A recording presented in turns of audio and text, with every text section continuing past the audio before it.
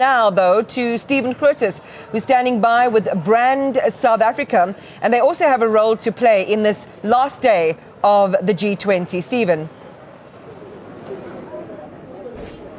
Iman, thank you very much indeed. Yes, well, of course. I mean, if you look at how much of the world's global attention is suddenly focused here, how everybody is watching the situation that we're in, and how everybody is watching what's actually been happening here, but also, certainly from the inside of it, where I am at the moment, what seems to have been really a flawless presentation by South Africa. I'm talking about the way things work. I'm talking even about the quality of the coffee, and I don't say that lightly, Iman. I know you know that about me. Well, Neville Matjie is the CEO at Brand SA. Neville, good morning. Thanks so much for the time. I mean, all in all, this has been a big opportunity for us to say to the rest of the world, look, we can do this kind of thing too. Absolutely, but it's not the first. Remember, we've done this many times and we'll continue to do this in the next few years as well. But this year has been particularly special because obviously from the time the president took over the presidency in Brazil last year until now, he's been quite clear that this is our time to really showcase Africa and to really put the best foot forward. And the best place to really have started that was here in South Africa. We've been able to deliver.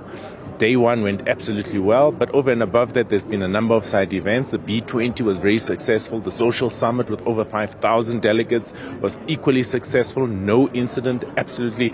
And the recommendations that have come through have also been very, very solid. So as Brand South Africa, we're quite pleased. I've received a number of messages from our international partners, both from global South Africans as well as our partners in certain markets that have actually come out saying, well done, South Africa. We knew you could do it. And also, that whole narrative and the fake news that is out there has been completely dispelled because the lived experience is quite different to that narrative. So, I mean, it's so interesting because you talk to other journalists. I've spoken to some journalists from other countries even before the event started. And that's always the first question. And obviously, you come to South Africa, you'll see that all of that's not true, what's been coming from the Trump administration. It's really quite important to dispel that, but also to show, actually, these are things that we can do. These are things that we can host. And if you come to South Africa, things will get done. Absolutely. I think the first part is it starts with us as South Africans. And that home messaging really started with certain people within our own communities that unfortunately are driving the narrative. And, you know, for me, we've got to be patriotic. We've got to show patriotism. No one is saying there's no challenges. South Africa has got challenges. Equally, every other destination has their own domestic challenges. What is it that we are doing to play our part to change the narrative about Destination South Africa? That is a critical part, and that is the messaging that has come out. I've done a number of state visits in support of the president and several of our ministers, and it's been quite clear that's actually never a question. That has never ever been a question in all the destinations that I visited outside of the US. In terms of South Africa, the messaging has been two things really. Visit. The second one has been how do we do business in South Africa? So that has been quite clear.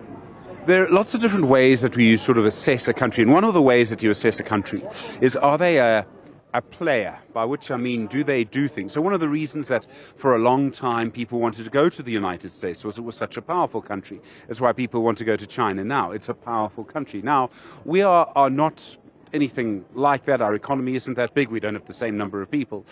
But we have, over the last few days, and then obviously in all of the meetings leading up to the G20, the Leaders Summit, played a big role as a kind of lots of phrases, emerging middle power, pick your number, pick your phrase, whatever. How important is it? How does it help us to actually be able to say, we led the G20, we got these things done, we actually changed things. The world is different now as a result. And what does that mean for the attraction of people wanting to come here and do business with South Africa? Yeah, it has done a remarkable job. First of all, there's no full stop after G20. Sure. As you know, South Africa has taken over the chairship of SADC, so that'll be the next big project. The World Economic Forum is on our shores. We're going to be dealing with that. The Cricket World Cup is coming. coming in 2027. We're putting in a bid for the Olympics, 2036, 2040. So those are the next few projects that are coming up. And those are not the only ones. There's a number of international events still coming to South Africa next year. I think the IMF is hosting an event here, and a few other global players will be hosting the events here in South Africa. So that the confidence in South Africa remains globally in terms of using South Africa also as a springboard to get into the African continent. Because for us, the messaging was to ensure that link with the Africa Continental Free Trade Area. As destination, as brand South Africa, we're saying invest in South Africa and use South Africa as a springboard to get into the continent. And as you know how the spring goes, you go into the continent, you come back to your home base. Go into the continent, you come back to your home base. South Africa is predictable. Our policies have improved tremendously in terms of the climate of doing business. It's predictable. I was speaking to an American yesterday who is now looking at investing in South Africa. He says 80% of what he knows in investing in different markets is the same in South Africa. So it's very predictable. Our financial sector is top-notch, the best in Africa. So we continue being that market that is easy to come in, locate, and do business. Neville, thank you very much indeed. Really do appreciate it. Neville Matjie is the CEO of Brand South Africa. Well, a lot more to look at, and of course, not all of it is happening around here. Zanikon Plaba is following developments